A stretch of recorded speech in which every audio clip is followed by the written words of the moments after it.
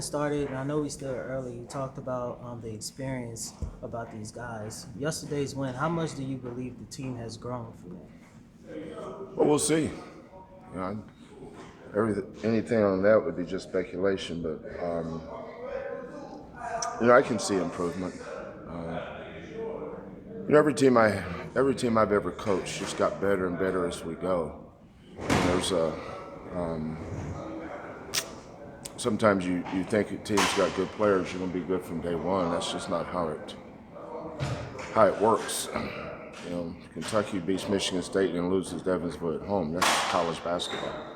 Sometimes I wonder if there's even an upset. I go out and recruit in the summer. You look on the court and there's can't tell any difference in kids getting recruited by bigger schools or kids not even getting recruited at all. Sometimes there's so many good players out there. If you look at those kids from Rice, Coach Perra's done a great job recruiting to his system. They're shooters. We recruit our system. We won the loose ball battle last night. It's the first time we've done that. We lost the loose ball battle against BYU. That's not Cougar basketball.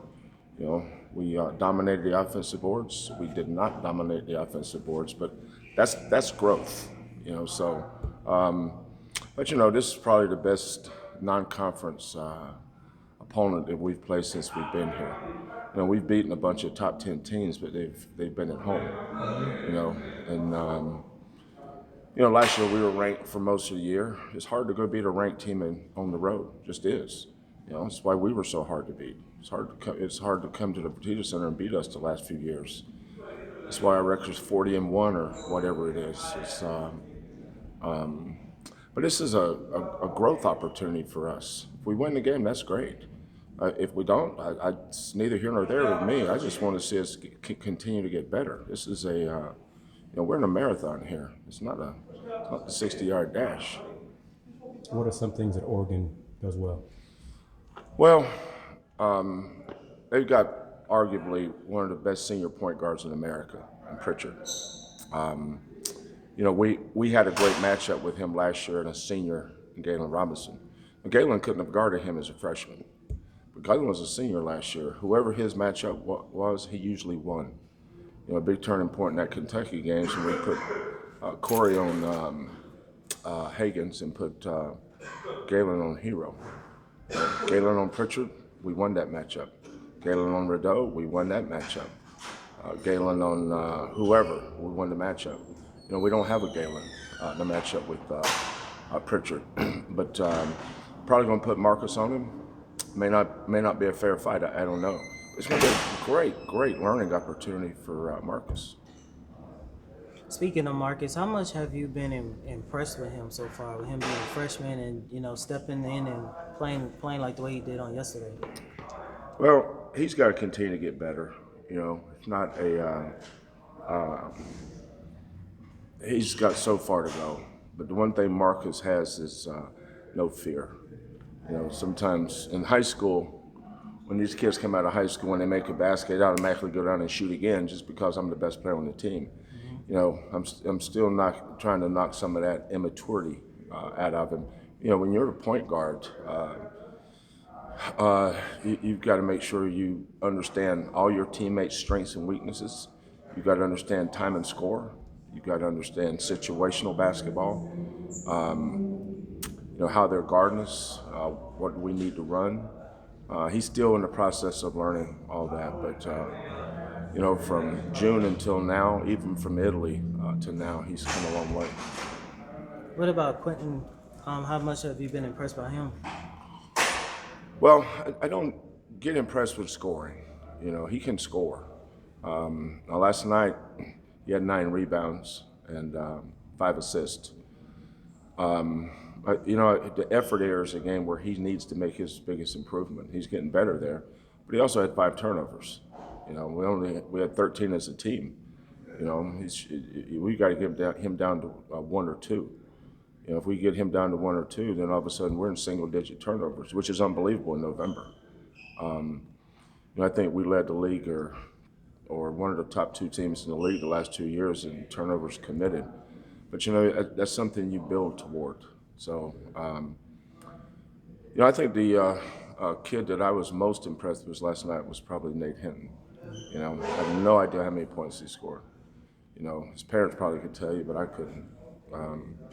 What I was impressed with was how he was flying around and getting us extra possessions. Fabian, you know, the best play of the night for me was we fought and got an offensive rebound, kicked it out, and Marcus hit the three. You know, a lot of people was, you know, was going to go boo-foo about Marcus making that three, but you know, we spent time in the film getting our kids to understand that that's a winning play. You know, we make winning plays. You know, it's a big part of winning for us. You know, most of the points you score in a game doesn't come from something you draw on a board. It comes from random stuff, through spacing and making extra passes and knocking down shots. You know, when we play teams like BYU and Rice, we're playing a style we never practice. You know, Bryson doesn't practice guarding Marcus Sasser in practice, because that's basically what number 10 was. Was that his number, Martin? Number 10 for Rice as a two guard. Well, Bryson guards Chris. Chris guards Bryson. So, for instance, Chris didn't play last night. Why? Well, who was he going to guard? They have nothing but guards. So it's always an adjustment. It took us a while, took our kids a while to adjust to that. You know, same thing with BYU. They when they took their center out, they played 5 guards behind the 3-point line. Well, that takes away our size advantage. Because, you know, our size guys don't score inside a whole lot, so we can't hurt them there. So all of a sudden now we're having to completely change the way we've guarded people. But I thought last night we did a good job. The man-to-man, once we got in the zone, we did a great job of rebounding out of it. But more importantly, when they started missing those threes and we got the long rebounds, that just triggered our break. Those long rebound, you know, bounces out to the 3-point line. We were grabbing those, and we had 3-on-1s, 2-on-1s, 4-on-2s, and our kids were very unselfish, and guys knocked shots down. Is Oregon the kind of team that you can play bigger against? Yeah, they play with a center. They're a lot more. They're a lot more like us. The difference is they're, you know, their best players are seniors and grad transfers. They're very veteran. You know, Mathis is shooting 68%. You know, I'm not sure we can shoot 68% in practice with nobody guarding us. But I'm not sure how many teams could do that. You know, 60% is a pretty good percentage in the drill. He's shooting 68% in the game. So I've never seen anything. But it's, you know, it's early. You know, if he has bad shooting nights and down the road, his percentage will go down a lot. But Pritchard is the head of that snake. You know, Oregon's picked to win the Pac-12 this year, rightfully so. They're a top 10 team in the nation. They got great veterans who's been through the battles like us. They went to the Sweet 16 last year. But, you know, last year early, they lost to Texas Southern. They lost to Houston. They lost 3 or 4 non-conference games. And but like I've been saying, that doesn't mean anything. Just get better, man. Don't, you know, as coaches and players, you're conditioned to never overreact to anything, wins or losses. I just never have. You guys have ran, well, one more question. You guys have ran a lot of different defenses to start the season. Is there one in particular that you've been impressed by the most? No. I haven't been impressed by any of our defense. I think that's the area we've got to get a lot better in. Who do you think's been the biggest problem? Just inexperience. And they else.